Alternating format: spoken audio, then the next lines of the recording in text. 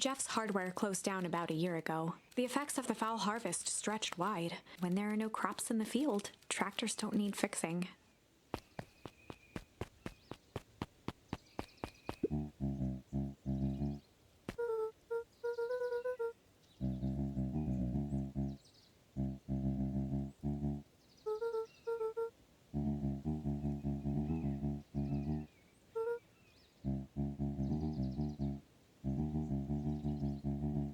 A promise Gran regretted the second it was made.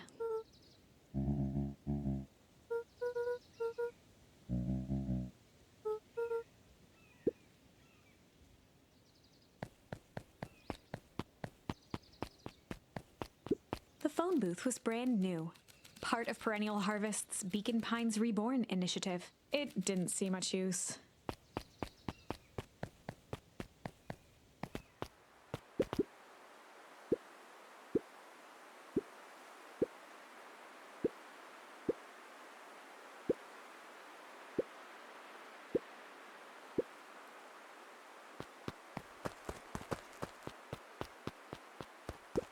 Luca peeked up at the beehive. It appeared to be deserted.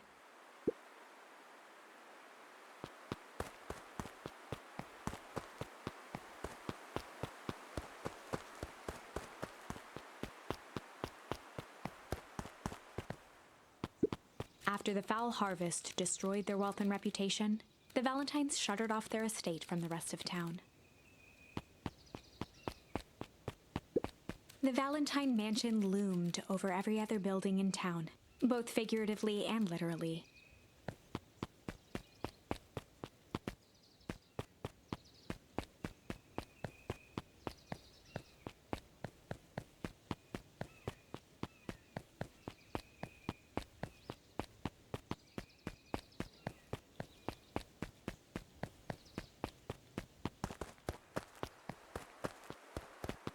The path led into a small hollow at the edge of Weepwood. The fence thrummed with a gentle electric buzz. Luca often asked himself what Rollo would do, so that he could rule out that option.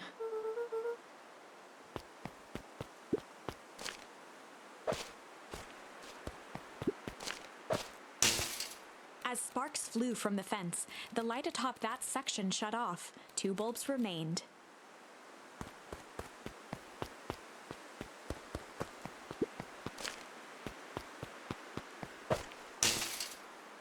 One more to go. The fence is buzzing. Every kid in town knew the old Valentine fertilizer building. Long abandoned, the warehouse once served as the industrial heart of Beacon Pines. Now, it stood only as a reminder of things left behind. The dormant building showed strange signs of life. There was only one way to find out.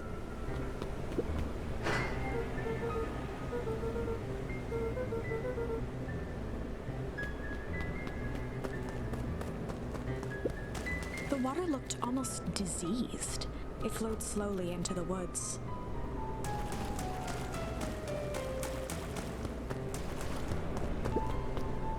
The hose emitted a subtle sound. It was actively draining some kind of liquid.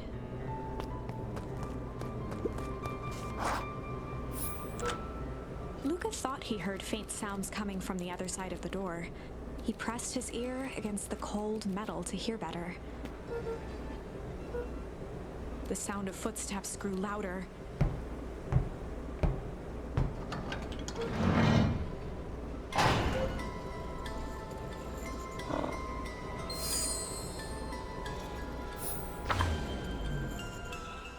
The heavy steel door knocked Luca to the ground. Disoriented, he looked up to see an imposing figure silhouetted in a green glow. It lunged toward him. He tried to scramble away, but felt a gloved hand latch onto his ankle. Luca watched his fingernails leave trails in the dirt as the hand slowly dragged him back through the door, into the lab, into the green light. This is a story about change. It was far from the sort of change Luca imagined for himself, but change is, after all, A dangerous animal. The end? I probably should have warned you about this. There are many paths that our story can take. Most will end in tragedy, but don't let that discourage you. We will find the ending that this story deserves. I just know it. From here on out, a charm will have a check mark when it's been used to its full potential at a given turning point. Now, let's try something different.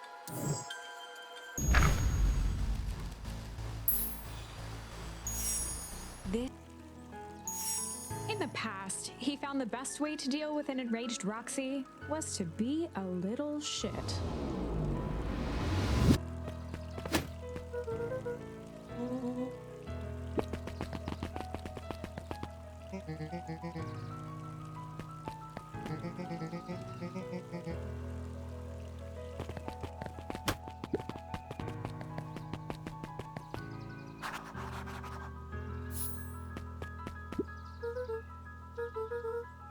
Solomon Valentine, current ward of and future successor to the Valentine fortune, huffed as he brushed off his pants.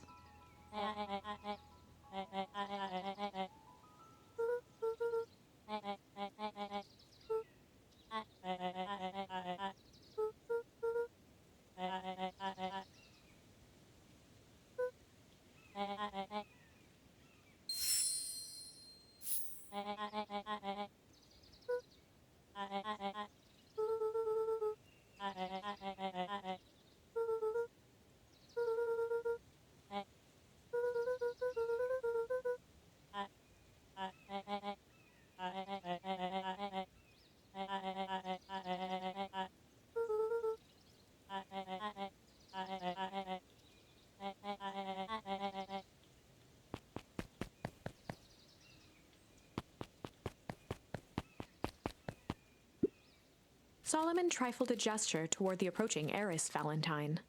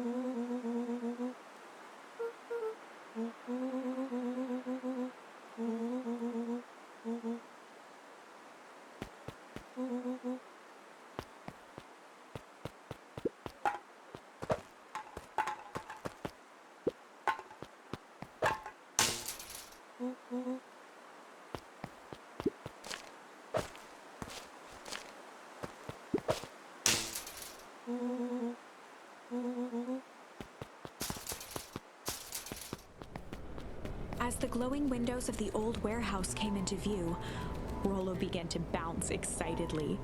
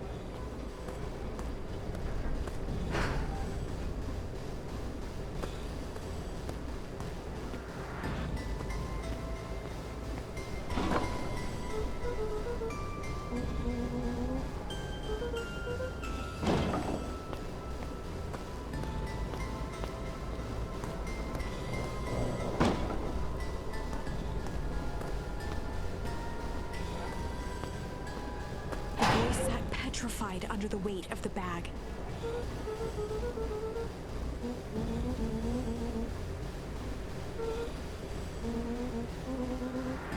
Rollo felt around at the large sack which burdened them. He snapped off a tag from just within a small zipper opening in the bag. Rollo held the badge up to a faint shaft of light within the dumpster.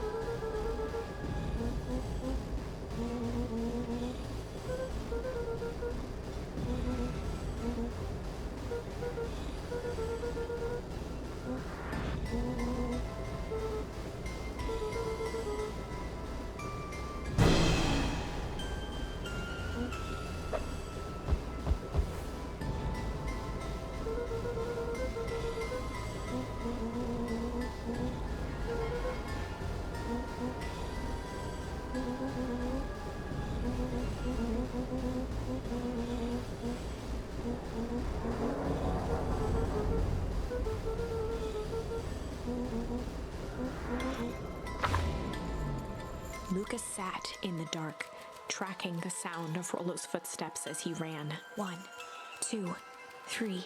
He pressed his ear to the dumpster wall, straining to hear Rollo's footsteps as they faded away. 15, 16, 17. He tried not to think about the contents of the dumpster as he counted. 35, 36, 37. The thick stench made it hard to breathe. Screw it, that's long enough.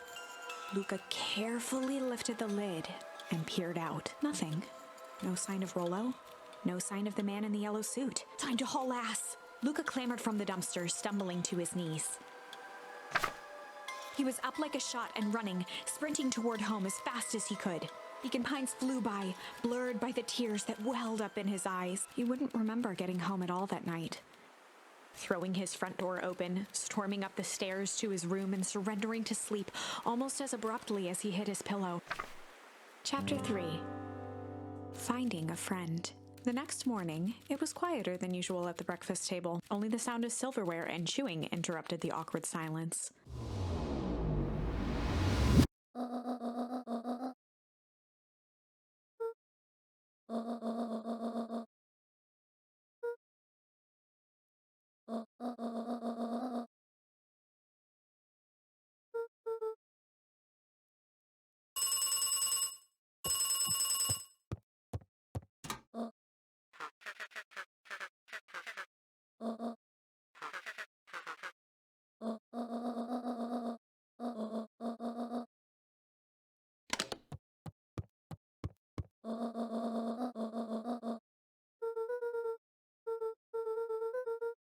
Gran's brow furrowed. She let out a long sigh. Her voice was quiet and even.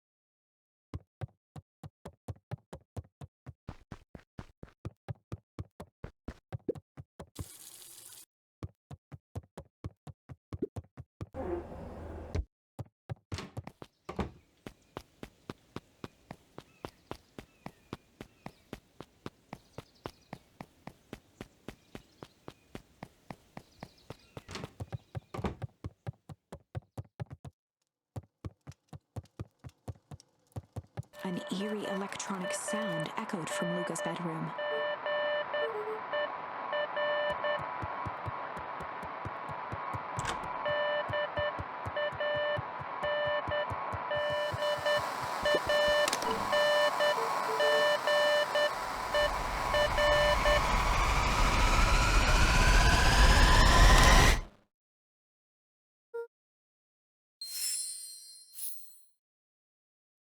Luca glanced at the now silent walkie-talkie. He wasn't sure what to think.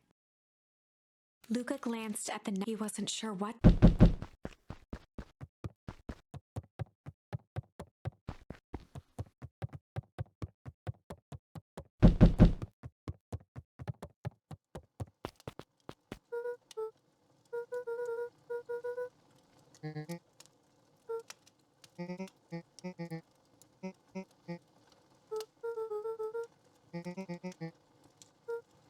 A pit formed in Luca's stomach.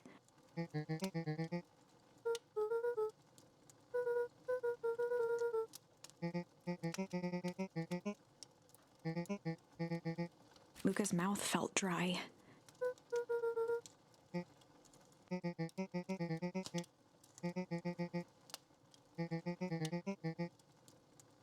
Luca could feel his heart beating in his throat.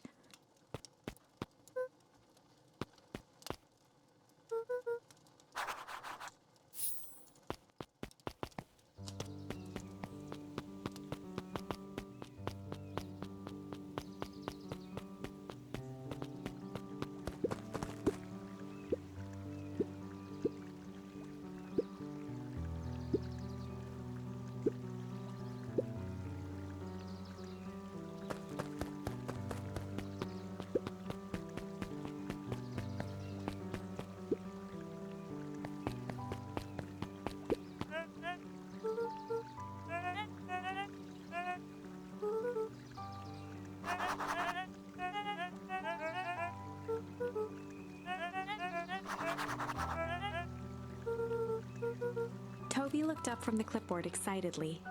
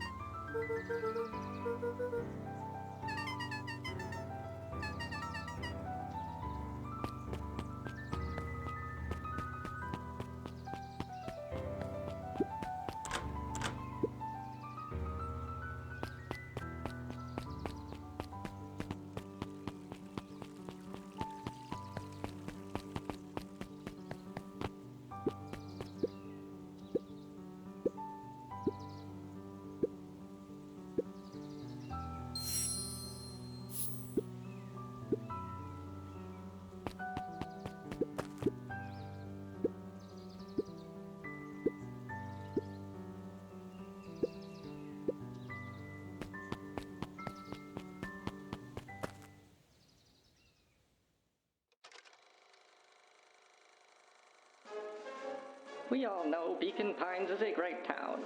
What you may not know is great towns grow from mighty roots. And that is why you cannot tell the story of Beacon Pines without telling the story of one Shopper Valentine. Young Shopper's keen intellect and strong moral fiber led to a grand vision. A vision of a community dedicated to a better tomorrow. In his own words, a better tomorrow is within our grasp, but it requires a singular mind to harness it. Lucky for us, he decided to grow that vision here in Beacon Pines. And how does one grow a better tomorrow? With fertilizer, of course.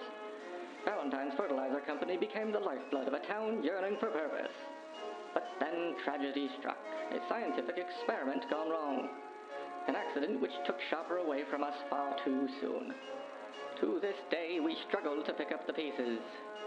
But one foul harvest isn't enough to stop the people of Beacon Pines. The spirit of Shopper Valentine lives on. It lives in the hearts of everyone with a dream for a better tomorrow. Together, we will follow his example and grow a bountiful future.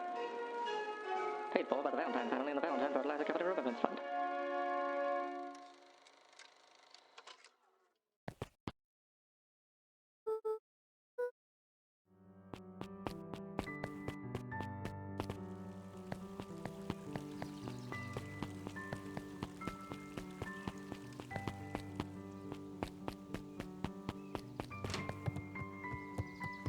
Kato volunteered at the library during the summers.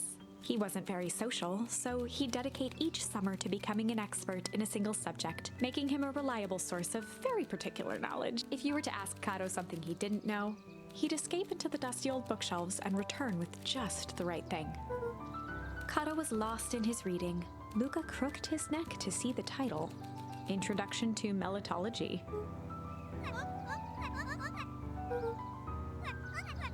He gestured to the shelves.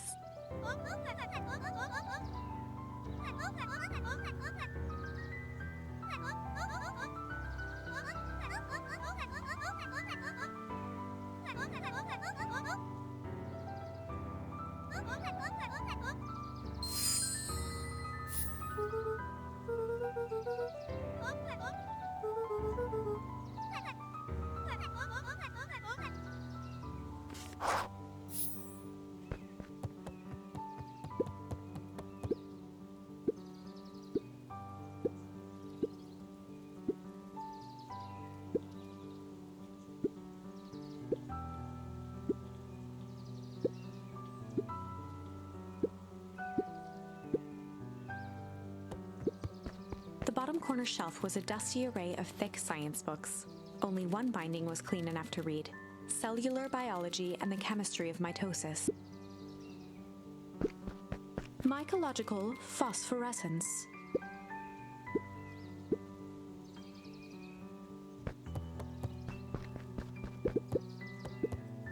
The entire top level of the library was devoted to comics, most of which were Hank Atomic and the myriad of lesser, revered spin-offs.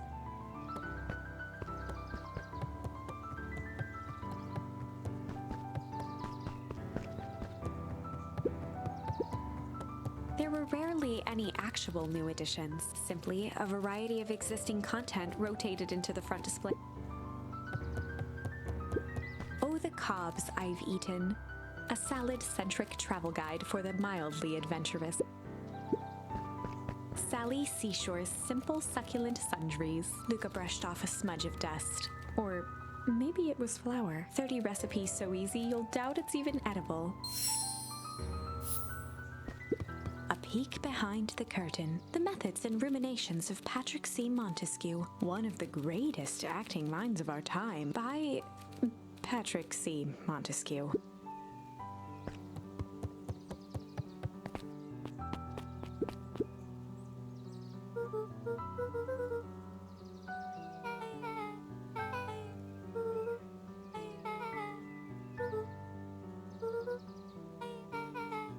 Beck's family moved often, giving her little time to establish any real connections. She would tell you she prefers it that way.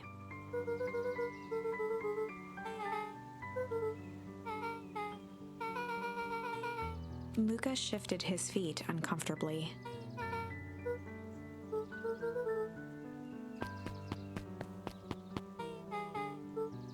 Beck pulled a coin from her pocket.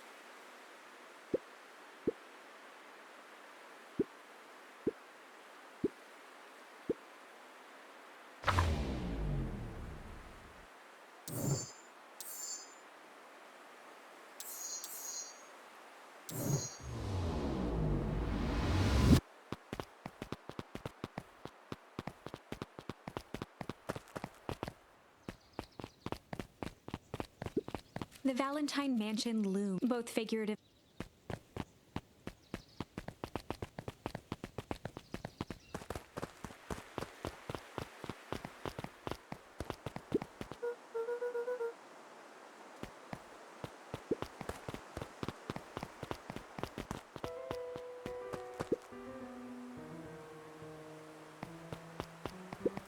Luca felt a chill as he approached Beck. Her eyes were locked on the strange green liquid. The nearby grass was coated in a fine layer of frost.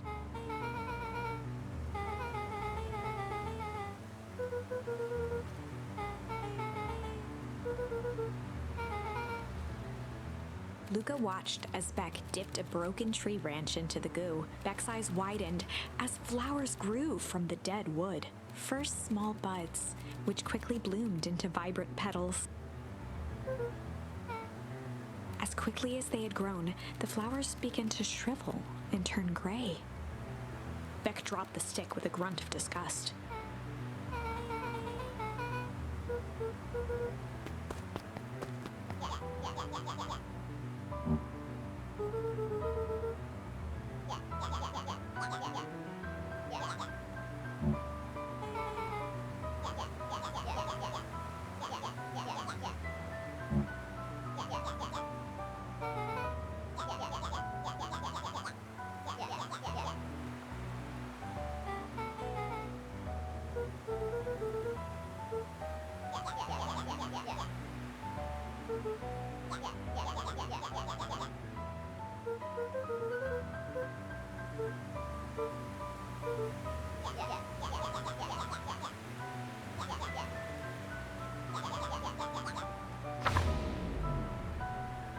Iggy took a step towards Luca, his sneer lit by the glowing puddle. Beck could see tears welling in Luca's eyes, his fists clenched. Some things about Beacon Pines were very different from the city, but a bully from a hayseed town is really no different from a city bully. Beck took a deep breath and thought.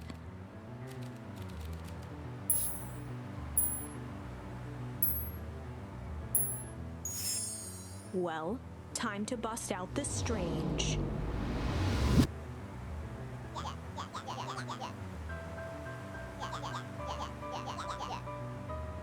Beck stared in silence, the only sign of life being the twitch of an eye.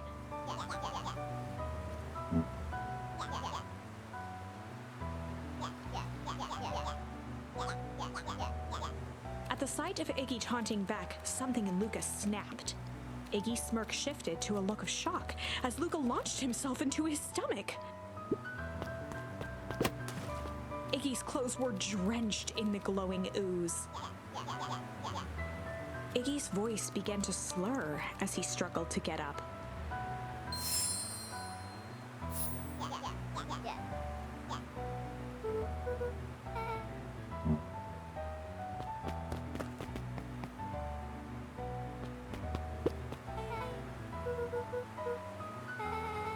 The person at the warehouse, this strange ooze and what it did to Iggy. Was Rollo caught up in all of this?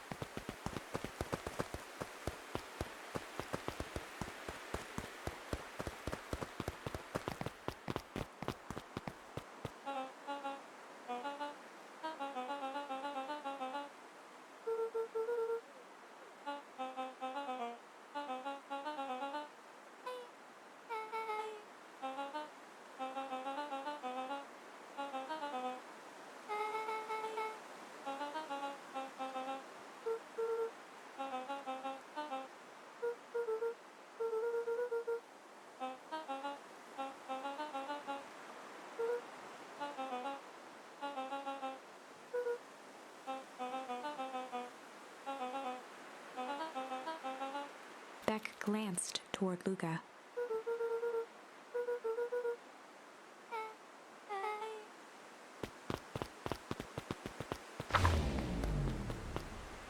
Rolo was safe. A wave of relief washed over Luca, which was quickly replaced by a sense of dread. Gran is going to kill me. If he hurried, he might just make it home before sundown. Chapter 4, Our Harvest. Oh, Luca took a deep breath and gingerly opened the door, steeling himself for Gran's wrath.